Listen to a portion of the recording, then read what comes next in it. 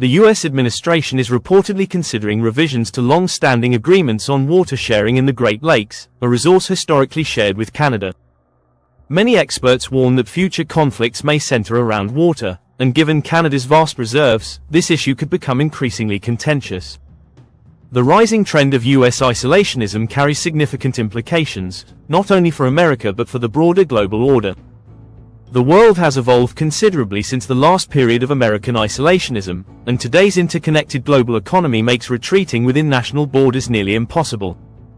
The reduction of US foreign aid and military engagement, except for countering China, has created a power vacuum that nations like Russia and China are eager to exploit, reshaping the global order to their advantage and, ultimately, at the expense of American interests. From a Canadian perspective, while concerns over US isolationism affecting global stability are pressing, it is also evident that Washington's approach toward its closest neighbors, Canada and Mexico, has shifted significantly.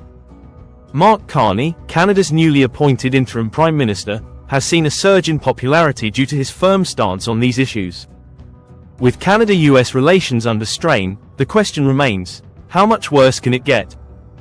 Broadly speaking, global affairs appear to be moving toward a hemispheric divide.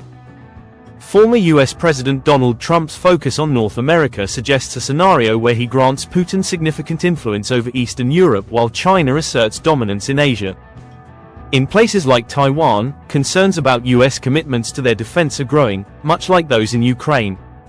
On a personal note, before relocating, I lived in a border town on Vancouver Island with direct ferry connections to the US.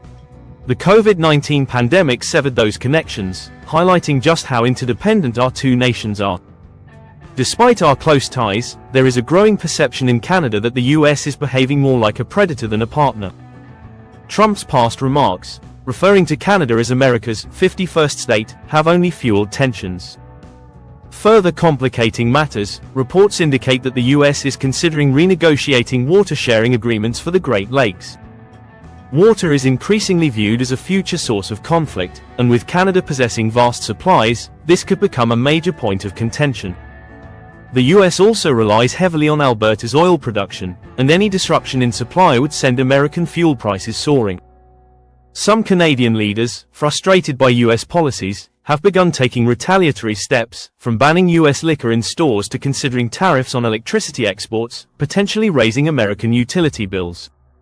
These tensions could soon reach a breaking point, forcing the Trump administration to reconsider its approach. Mark Carney, while unelected, is expected to call an election soon, which could take place in April. Trump's rhetoric against Canada has unexpectedly bolstered Carney's Liberal Party, which was previously struggling in the polls. Now, they have a chance to at least secure a minority government. Many Canadians believe that as long as Trump remains in power, these tensions will persist, and Carney, with his background as a central banker, may be best suited to navigate the economic challenges posed by US trade policies. Yet, some positives have emerged from this crisis. Canada is shifting its economic priorities from a north-south dependency to an east-west focus. Conservative opposition leader Pierre Poilievre has proposed accelerating the construction of LNG terminals on Canada's east coast to supply Europe with energy, thereby reducing Europe's reliance on Russian gas. This move could help weaken Putin's financial resources for war. Canada, as a sovereign G7 nation, has every right to define its own economic and diplomatic path.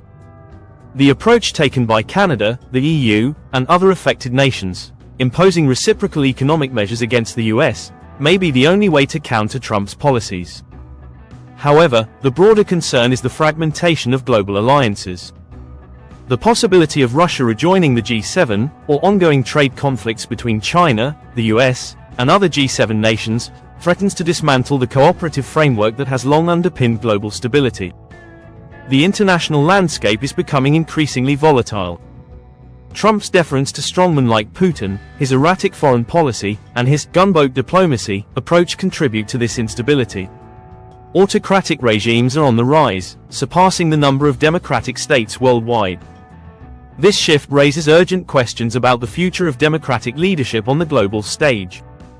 Recent high-profile diplomatic encounters illustrate this trend. For instance, Trump's suggestion that millions of displaced Gazans be relocated to Jordan or Egypt directly contradicted King Abdullah's firm stance against mass displacement. Meanwhile, Canadian leaders have had to engage Trump carefully, using diplomatic flattery to secure favorable outcomes.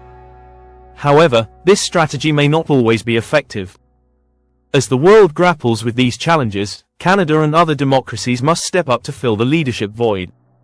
Whether that role can be assumed by leaders like Emmanuel Macron in France or Keir Starmer in the UK remains to be seen. What is clear is that the global order is at a critical juncture, and strong leadership is needed to counter the growing influence of autocratic powers.